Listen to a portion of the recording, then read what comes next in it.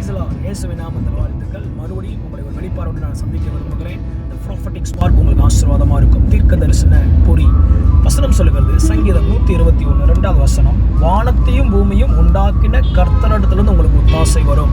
ஒத்தாசை எங்கே வரும்னா கர்த்தரிடந்து வரும், மனுஷன்ட்ட இருந்து அல்ல, நீங்கள் நம்பின பாஸ்ட்ட இருந்து இல்லை, உங்கள் சொந்தக்காரன்ட்ட இருந்து இல்லை, உங்கள் நண்பர்கிட்ட இருந்து இல்லை. கர்த்தர் உங்கள் காது கேட்க இன்னைக்கு பேசுகிறார். உன் கண்ணையும் உன் மனசையும் நீ மனுஷர் மேலே வச்சிருக்க. கர்த்தர் வானத்திலிருந்து 2 உதவியை அனுப்புகிறார். ஒன்று, தன்னுடைய தூதர்களை அனுப்பி உங்களுக்கு உதவி செய்ய போகிறார். ஏஞ்சல்ஸோடைய சர்வீஸை நீங்கள் பார்க்க போகிறீங்க. ஏஞ்சல்ஸோட மினிஸ்ட்ரியை நீங்கள் பார்க்க போகிறீங்க.